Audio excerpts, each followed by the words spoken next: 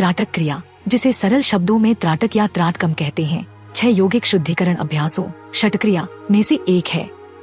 इसका उपयोग हठ योग और तंत्र योग अभ्यासों में भी किया जाता है। जागृत अवस्था में पलके झपकाना हर प्राणी में आम बात है। किसी वस्तु को देखते समय पलके झपकाना अपने आप होता है। त्राटक किसी वस्तु को तब तक बिना पलके झपकाए देखने की क्रिया है जब तक कि आंसू ना आ जाएं। भारत के प्राचीन ऋषियों ने बिना पलके झपकाए देखने की क्रिया की खोज की और इसे योग प्रणाली में शामिल किया।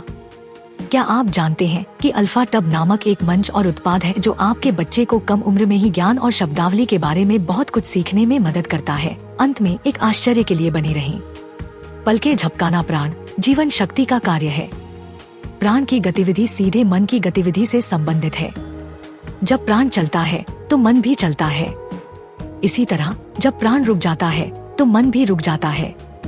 शरीर के मुख्य कार्यों को संभालने वाले 5 प्रकार के प्राण हैं और सहायक कार्यों को संभालने वाले 5 प्रकार के उपप्राण भी हैं। कूर्म 5 सहायक प्राणों या उपप्राणों में से एक है।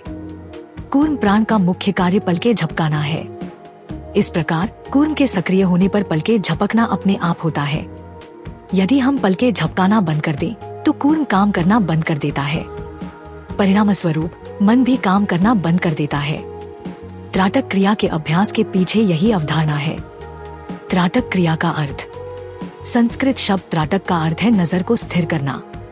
यह किसी वस्तु के एक विशिष्ट बिंदु पर लगातार नजर टिकाए रखने का अभ्यास है जब तक कि आंसू ना आ जाए। दूसरे शब्दों में यह एक ध्यान केंद्रित बिंदु पर लगातार नजर रखना है। सरल शब्दों में हम इसे एकाग्र दृष्टि कह सकते हैं। हठ योग प्रदीपिका के श्लोक 31 में त्राटक क्रिया को परिभाषित किया गया है। निरीक्षणश्चलादशा सूक्ष्म लक्ष्यम समाहिता अश्रु संपत् पर्यंतमाचार्य स्त्रत्कन स्मृतम। सूक्ष्म लक्ष्यम का अर्थ न केवल एक अत्यल्प वस्तु है बल्कि एक सूक्ष्म वस्तु भी है। इसलिए इसका अर्थ है उस सूक्ष्म प्रतिबिंब को देखना जो आंखें बंद करने के तुरंत बाद प्रकट होता है। हालांकि मेरे विचार में लेखक का मतलब आंतरिक सूक्ष्म वस्तु के बजाय बाहरी छोटी वस्तु है। ऐसा इसलिए है क्योंकि वह यह भी कहता है कि जब तक आंसू न बह जाए तब तक देखना चाहिए। जाहिर है यह केवल बाहरी देखने में ही संभव है। त्राटक क्रिया के प्रकार त्राटक का प्रकार देखने के लिए चुनी गई वस्तु के प्रकार के अनुसार बदल सकता है। आमतौर पर इस उद्देश्य के लिए पारंपरिक दीपक, मोमबत्ती या दिया की लौ पर देखा जाता है। इसके अलावा सूर्य, खाली आकाश, तारा आदि जैसी अन्य वस्तुओं के साथ त्राटक किया जाता है। सूर्य त्राटक। सूर्य प्राण जीवन ऊर्जा का एक बड़ा स्रोत है। सूर्य को देखने से साधक को बहुत अधिक प्राण ऊर्जा मिलती है। सूर्य को देखने का यह अभ्यास गुरु से सीधे सीखना चाहिए। हालांकि मैं केवल जानकारी के उद्देश्य से ही विवरण दे रहा हूँ। उगते सूरज की पहली किरणों या डूबते सूरज की किरणों के साथ अभ्यास शुरू करना चाहिए। सूरज की पहली किरणों के साथ केवल 2 या 3 मिनट की सलाह दी जाती है। इससे अधिक समय तक रहने से आपको हानिकारक विकिरणों से नुकसान हो सकता है। सूर्य को देखते हुए कल्पना करें कि प्राणिक ऊर्जा सूर्य के केंद्र से एक सीधी रेखा में आपकी आंखों तक आ रही है और आपके शरीर को प्राण से भर रही है। साथ ही कल्पना करें कि आपका शरीर प्राण से भरपूर सूर्य की तरह चमक रहा है। इसके अलावा कल्पना करें कि आपकी सांस सूर्य के केंद्र तक पहुंचती है और आप सीधे सूर्य के केंद्र से सांस लेते हैं। यह आपके शरीर की हर कोशिका को स्वस्थ करता है। चंद्र त्राटक। उगते सूरज को देखने के समान चांद को देखना चंद्र त्राटक है। आप 15 मिनट या उससे अधिक समय से शुरू कर सकते हैं। यहाँ कठिनाई यह है कि आप इसे नियमित रूप से नहीं कर सकते क्योंकि चांद अलग अलग दिनों में अलग अलग समय पर निकलता है। आप अभ्यास के लिए एक नियमित समय पर टिक नहीं सकते, इसलिए यह शुरुआती लोगों के लिए सही विकल्प नहीं है। कुछ योगी चांद के बजाय ध्रुव तारे को पसंद करते हैं। ज्यादातर सितारों या चांद को देखने के ये प्रकार पीठ के बल लेटकर किए जाते हैं। अन्य त्राटक। वस्तुओं के अन्य विकल्प हैं खाली आकाश, एक बिंदु, गुरु या देवता की तस्वीर, ओम की छवि, एक क्रिस्टल, एक पहाड़ी की चोटी से एक घाटी आदि। या योगी अपनी पसंद की किसी भी ठोस वस्तु का उपयोग कर सकते हैं। नदी या समुद्र जैसी चलती हुई वस्तुएं अक्सर ध्यान भटकाती हैं। हालांकि उन्नत योगी मन, सांस आदि जैसी सूक्ष्म वस्तुओं का चयन करते हैं। त्राटक क्रिया के चरण। घी के दीपक पर त्राटक क्रिया करने के चरण निम्नलिखित हैं। अभ्यास के लिए बंद, शोर रहित स्थान चुनें। साथ ही सुनिश्चित करें कि सभी खिड़कियां और दरवाजे बंद हों ताकि हवा का आवागम न हो। इस तरह से व्यवस्था करें कि घी के दीपक की लौ आपकी आंखों के समानांतर हो। सुनिश्चित करें कि आंखों और लौ के बीच की दूरी 4 से 5 फीट हो। लौ की पृष्ठभूमि एक दीवार होनी चाहिए। अब लाइट बंद कर दें। लौ की लौ को देखें। अगर आपको जलन महसूस हो तो अपनी आंखें बंद कर लें। अगर जलन बंद हो जाए तो अपनी निगाह फिर से चालू करें। अगर इस दौरान आंसू आ जाएं, तो बस पोंछ लें और अभ्यास जारी रखें। अगले दिनों में इसी समय पर अभ्यास करें।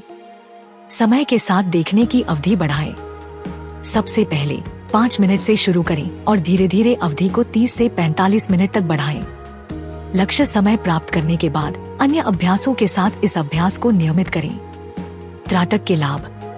यह मन की एकाग्रता प्राप्त करने में मदद करता है। यदि सूर्य की किरणें एक बिंदु पर केंद्रित होती हैं, तो वे अग्नि उत्पन्न करती हैं। ऐसी है एकाग्रता की शक्ति। ध्यान के उच्च स्तरों तक पहुंचने के लिए आपको अपने मन को एक ही वस्तु पर केंद्रित करने की आवश्यकता होती है।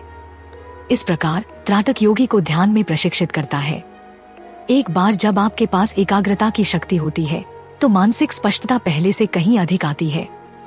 याददाश्त की शक्ति बढ़ जाती है। त्राटक केवल बाहरी सहायता है जिसकी आपको अपने मन को केंद्रित करने के लिए आवश्यकता होती है। यदि आप त्राटक में सफल होते हैं, तो आगे के चरण अपने आप ही सामने आ जाएंगे। यदि आप लगातार किसी विशिष्ट वस्तु पर ध्यान करते हैं, तो वह वस्तु स्वयं प्रकट हो जाती है। ऐसी है ध्यान की शक्ति। त्राटक क्रिया इसे प्राप्त करने में मदद करती है। त्राटक क्रिया का नियमित अभ्यास आपको स्वस्थ और चमकदार आंखें देता है। जो व्यक्ति बचपन से ही त्राटक का अभ्यास करता है, उसे अपने जीवन काल में चश्मा पहनने की कोई आवश्यकता नहीं होती। जो लोग अभ्यास नहीं करते हैं, उनकी तुलना में उनकी दृष्टि तुलनात्मक रूप से तेज हो जाती है। चश्मा पहनने वाले व्यक्ति के चश्मे का नंबर नहीं बढ़ेगा।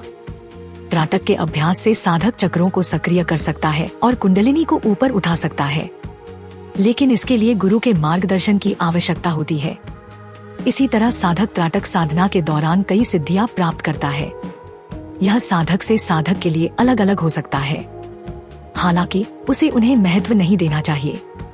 साथ ही उसे सिद्धियां प्राप्त करने के उद्देश्य से अभ्यास नहीं करना चाहिए। वे कोई अच्छा काम करने के बजाय परेशानी का कारण बनेंगे। सिद्ध योगी शक्तिपात कर सकते हैं और व्यक्ति के रोगग्रस्त भाग पर त्राटक करके रोग को ठीक कर सकते हैं। संक्षेप में, त्राटक हठ योग में षटक्रिया में शामिल एक प्रारंभिक अभ्यास है।